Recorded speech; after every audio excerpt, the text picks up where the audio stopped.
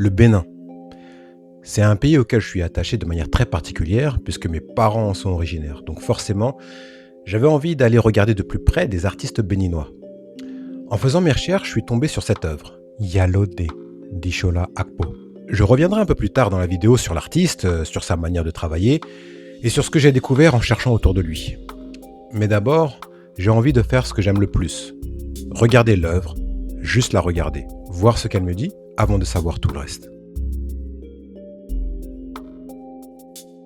Ce qu'on voit d'abord, forcément, c'est une femme au centre. C'est elle qui attrape l'œil tout de suite. Parce qu'elle est en couleur, parce qu'elle est placée au milieu, et parce qu'elle tient littéralement l'image.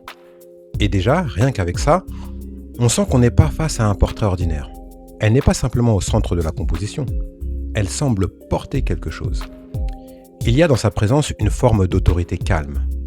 Elle ne sourit pas, elle ne cherche pas à séduire, elle ne donne pas l'impression de poser. Elle donne l'impression d'assumer quelque chose. Il y a de la gravité dans son visage, mais sans dureté excessive. Il y a surtout une sérénité très ferme, comme si elle portait une responsabilité, comme si elle savait exactement pourquoi elle est là. Il y a aussi un détail qui m'a retenu. Sa tenue couvre presque entièrement sa poitrine, mais pas tout à fait. On en voit une petite partie. Justement, c'est ce détail intermédiaire qui m'intéresse. Ce n'est ni une coupure nette avec les femmes autour, ni une reprise exacte de leur apparence. Comme si, là aussi, la figure centrale reprenait quelque chose d'ancien, mais en la déplaçant. Comme s'il y avait une continuité, reformulée par un autre regard, une autre époque, une autre manière d'apparaître. Mais très vite, si on reste honnête avec l'image, on comprend qu'elle ne peut pas s'arrêter à elle seule. Parce que sa force vient aussi de tout ce qu'il y a autour. Et c'est là que l'œuvre devient vraiment intéressante. Autour d'elle, ou derrière elle, il y a tout un groupe de femmes en noir et blanc. Et ce contraste entre la femme centrale en couleur et le reste du groupe me parle immédiatement. J'y vois deux temps. Alors, pas forcément une opposition simple entre passé et présent, mais plutôt une continuité. Comme si la femme au centre appartenait à un temps plus visible, plus affirmé, plus actuel peut-être, mais elle n'existait pas seule. Comme si sa présence avait été rendue possible. Comme si cette place-là, cette assurance-là, cette manière de tenir au milieu avait été préparée par d'autres femmes avant elle. La femme au centre ne donne pas l'impression d'avoir simplement pris sa place. Elle donne l'impression d'habiter une place rendue possible. Et c'est pour ça qu'à mes yeux, les femmes autour ne sont pas un décor. Elles sont la structure même de l'image. Elles lui donnent son poids, sa profondeur, presque son envergure. D'ailleurs, il y a quelque chose que je trouve très beau dans la composition. Les femmes derrière elles me font presque penser à des ailes. Pas au sens littéral évidemment, mais dans la manière dont le groupe s'ouvre de part et d'autre d'elle, dans la manière dont sa présence semble élargie par les autres. On a l'impression qu'elle ne tient pas seulement debout par elle-même, comme si elle tenait aussi par la force collective qui l'accompagne. Et plus je regarde les femmes autour d'elle, moins j'ai l'impression de voir un groupe uniforme. Je vois au contraire une communauté plus complexe. D'un côté, certaines femmes ont des visages marqués, très présents, presque guerriers dans leur expression, alors même qu'on ne voit pas forcément d'armes que de l'autre côté. Et je trouve ça très intéressant, parce que la force du groupe ne passe pas seulement par l'arme visible. Elle passe aussi par l'attitude, par le regard, par le maintien, par la manière d'occuper l'espace. Donc même quand les armes sont moins présentes, on ne sent pas moins de puissance. On sent simplement une autre fonction, une autre place, une autre manière de participer à la force du groupe. Et ça change beaucoup la lecture. Parce qu'on ne voit plus simplement un groupe de combattantes au sens strict, on voit une organisation, une communauté, une force collective où tout le monde n'occupe pas exactement la même place. Quand on regarde les femmes plus basses dans l'image, celles qui sont assises ou agenouillées au centre, au pied de la figure principale, c'est encore plus frappant. Parce que là aussi, quelque chose se joue. Ce groupe ne se compose pas seulement de femmes debout avec des armes. Il y a aussi des femmes qui tiennent des instruments. Et je trouve ça intéressant. On sort d'une lecture purement militaire. On a l'impression qu'il y a plusieurs manières de soutenir le groupe, plusieurs manières de porter une force collective. La musique, le rythme, l'accompagnement, la cadence, tout ça peut faire partie d'une puissance commune. Pas comme un simple décor, pas comme une ambiance ajoutée autour, mais comme une vraie forme de soutien, une vraie forme de cohésion. Quelque chose qui aide le groupe à tenir ensemble. Parce qu'au fond, la force d'un groupe ne tient pas seulement à celles qui portent les armes. Elles tiennent aussi à celles qui accompagnent, rythment, soutiennent, maintiennent. Et puis de l'autre côté, on sent quelque chose d'un peu différent. Là, les armes sont plus visibles. La présence militaire ressort davantage. Certaines figures paraissent plus directement engagées dans cette logique-là.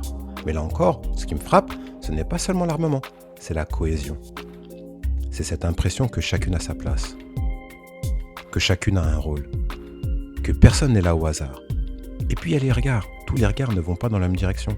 Certaines regardent vers nous, d'autres semblent regarder ailleurs, d'autres encore baissent un peu les yeux. Et j'aime beaucoup ça, parce que ça n'empêche pas l'image de devenir une simple pause collective. On n'a pas l'impression d'un groupe rassemblé uniquement pour être vu. On a l'impression d'une présence au devoir, d'une concentration, d'une gravité partagée. Ce n'est pas de la peur, ce n'est pas non plus une dispersion. C'est autre chose, une forme de confiance silencieuse peut-être. Comme si chacune savait ce qu'elle avait à faire. Comme si le groupe tenait justement par cette répartition silencieuse des rôles. Et plus je regarde toutes ces femmes autour d'elle, plus la femme au milieu change à mes yeux. Au début, je voyais surtout une présence forte, calme, centrale. Maintenant, je vois autre chose en plus. Je vois une figure qui ne tient pas seule, une figure rendue possible, une figure portée par un groupe, par une mémoire, par une pluralité de rôles et de forces. Et du coup, son calme n'a plus du tout le même sens. Elle ne vient pas seulement d'elle, elle semble venir de tout ce qui la soutient. La figure centrale paraît plus actuelle dans sa manière d'apparaître, dans sa couleur, dans sa présence, dans certains détails de sa tenue et de ses ornements, mais sans jamais donner l'impression de couper avec ce qui la précède. Au contraire, on dirait qu'elle reprend quelque chose de plus ancien, mais qu'elle le fait passer dans un autre temps. Et c'est peut-être ça qui me touche le plus ici. Pas simplement le contraste entre passé et présent, mais la manière dont un présent peut hériter d'une force plus ancienne sans la figer. Après avoir ressenti et analysé tout ça, j'ai eu envie d'aller voir ce que l'histoire de l'œuvre, le travail de l'artiste et le contexte venaient ajouter à cette image. Revenons déjà sur le titre. Yalodé. Ce titre est très fort, parce qu'il ne désigne pas simplement une femme importante. Il renvoie à une haute dignité féminine, à une forme d'autorité, de représentation. Tout d'un coup, la figure centrale prend encore plus de relief. Ce n'est pas seulement une femme mise en avant dans une image, c'est une femme qui compte, de rang, de poids. Ensuite, j'ai découvert que l'œuvre part d'une image d'archive représentant une unité militaire féminine. Et là, l'image change encore de densité. Parce qu'on ne parle plus simplement d'une composition forte. On regarde une œuvre qui travaille une mémoire déjà là. Une mémoire historique, une mémoire visuelle. Et il y a un détail que je trouve vraiment passionnant. La grande figure féminine en couleur vient recouvrir l'unique chef masculin visible dans l'image d'origine. Et c'est important de commenter ce geste. Le plus simple, le plus rapide, le plus simpliste serait de dire « on efface un homme pour mettre une femme à la place ». Mais à mon sens, ce serait trop pauvre. On n'est pas dans une guerre des sexes. L'idée, ce n'est pas de remplacer une autorité masculine par une autorité féminine comme on déplacerait juste le centre du pouvoir. Ce qui se joue là me paraît beaucoup plus fin. Ce geste empêche une lecture trop automatique, celle qui consiste à chercher tout de suite la figure masculine du commandement, du stratège, du centre. Parce que dans un imaginaire militaire, c'est très facile de regarder une image comme ça en se disant « voilà l'homme qui dirige, voilà les femmes qui exécutent ». Et justement, l'œuvre dérange ce réflexe-là. Elle ne laisse pas ces femmes être réduites à un rôle secondaire. Elle ne les laisse pas être absorbées par une lecture trop masculine du pouvoir. Elle redonne à leur présence un poids propre, une valeur propre, une dignité propre. Je trouve ça très fort. Au lieu de faire de ces femmes un simple entourage, l'œuvre les remet à leur juste place. Des présences historiques, solides, essentielles, fondatrices. Du coup, la femme centrale n'apparaît pas comme quelqu'un qui prend la place de quelqu'un d'autre. Elle apparaît comme quelqu'un qui peut tenir sa place aujourd'hui à partir de cette mémoire-là. Comme si cette stature avait été aussi rendue possible par elle. Et c'est là qu'on peut revenir plus précisément à Ishola Akpo. Ce qui m'intéresse dans son travail, c'est cette manière de ne pas se contenter de montrer une image. Il travaille avec la mémoire, avec les traces, avec l'histoire. Il ne le fait pas de manière froide. Il reprend des images, il les transforme, il les déplace, il les fait passer dans une autre matière, dans une autre présence.